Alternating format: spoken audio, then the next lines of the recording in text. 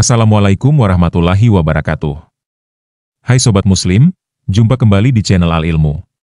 Kali ini, kita akan mendengarkan kajian tentang hukum bekerja di perbankan dari beberapa guru dan ustadz. Selamat menyaksikan, dan mari kita ambil ilmunya. Assalamualaikum warahmatullahi wabarakatuh Ustaz. Assalamualaikum warahmatullahi wabarakatuh. Saya seorang supir dari sebuah bank konvensional. Mau nanya apakah gaji saya termasuk dalam riba? Nah, apabila saya zakatkan sudah bersih ke gaji saya? Ya, saya salat nafilah dikerjakan berapa rakaat dan waktu yang dikerjakan kapan? Manfaat dari salat tersebut apa? Maaf ya, satu kertas ini saja cukup untuk saya jawab untuk hari ini. 5 pertanyaan dari sini saja. Yang lain nanti saya inikan di official. Baik, gini, kalau Anda ragu dengan sesuatu maka cari yang meyakinkan. Sudah, itu jelas hukumnya. Awas, hati, innal halala bayyinun, innal harama bayyinun, wa bainahuma umurun mushtabihatun. Ya, yang halal itu jelas, yang haram itu jelas. Di antara keduanya ada yang syubhat. Rumus syubhat itu tanya dulu kejelasannya. Kalau memang tetap gak jelas, maka tinggalkan, itu lebih bagus. Paham ya? Saya kerja Ustaz di bank konvensional, bagaimana hukumnya? Kalau ada ribanya haram hukumnya. Kalau kemudian tidak mendapati yang lain dan darurat hidup ada di situ, maka sifat daruratnya muncul. Tapi darurat sifatnya sementara, bukan sementerus. Jadi sambil di situ antum mencari pekerjaan lain. Ya, ada di bank syariah misalnya, ada yang lain misalnya, silahkan masuk ke situ. Yang ininya kemudian antum kurangi itu persatu sampai dapat yang baru itu, tinggalkanlah yang meragukan di situ. Paham ya? Ya, itu hukumnya jelas sekali. Hukumnya bekerja di BUMN milik pemerintah yang bergerak di bidang lembaga keuangan. Baik, sebenarnya yang menjadi acuan kita bukan siapa pemilik lembaga itu, apakah pemerintah, swasta, apakah muslim atau non muslim. Yang menjadi acuan kita adalah bagaimana sumber penghasilan lembaga tempat kita bekerja. Jika ada sebuah perusahaan milik pemerintah namun perusahaan itu bergerak di bidang yang terlarang, misalnya ada seorang muslim misalnya yang tinggal di negeri non muslim, lalu negara memiliki perusahaan khamr, bolehkah muslim ini bekerja di situ? Padahal itu BUMN. Jawabannya jelas tidak boleh. Kenapa nggak boleh? Karena dia melakukan aktivitas kerja yang isinya terlarang.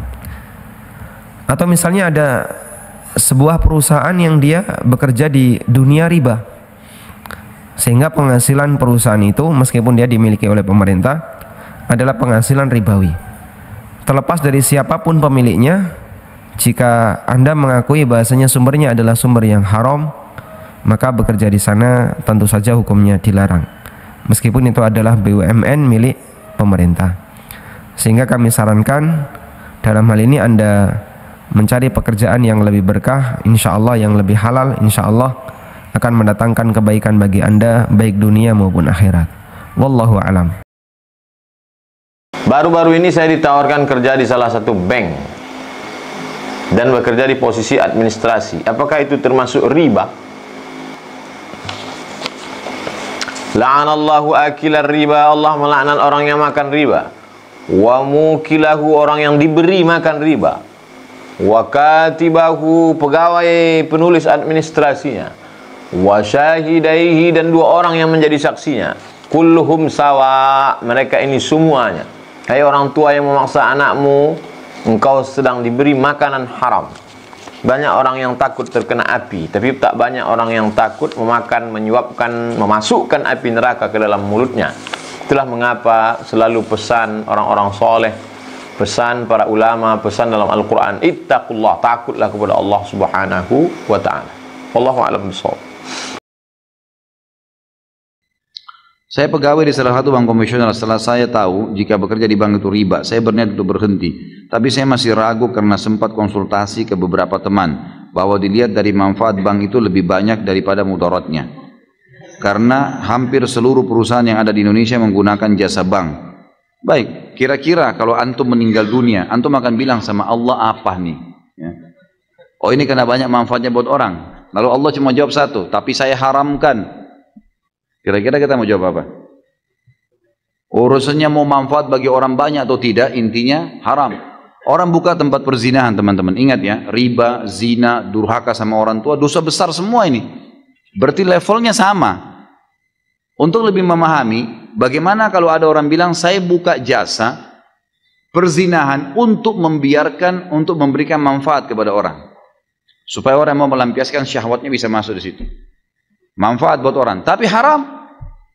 Tanggung jawab hari kiamat. Nggak bisa. Sama halnya dengan ini, teman-teman sekalian. Jangan pernah takut untuk meninggalkan sesuatu yang haram. Dan kalau teman-teman seperti ini, sudah sering saya jawab. Kalau antum sedang ada perasaan takut, mau meninggalkan karena ini haram, datang ke seorang ustadz, saya mau tinggalkan nih, tapi saya nggak tahu nih, saya nggak tahu harus bagaimana nanti nama baik saya sudah terlanjur punya kerjaan, teman-teman saya, keluarga saya, kemudian saya juga sudah punya pendapatan, dan seterusnya lah, fasilitas kendaraan dan macam-macam. Kalau saya tinggalkan, maka martabat saya, nama saya, makanan saya, semuanya terganggu nih. Dan itu. Seperti itulah. Baru bagaimana hukumnya? Tetap, jawaban agama haram. Dan kalau anda mau lebih pasti, lebih aman, tinggalkan. Karena kalau tetap bertahan pada sesuatu yang haram, konsekuensi pembersihannya lebih lama.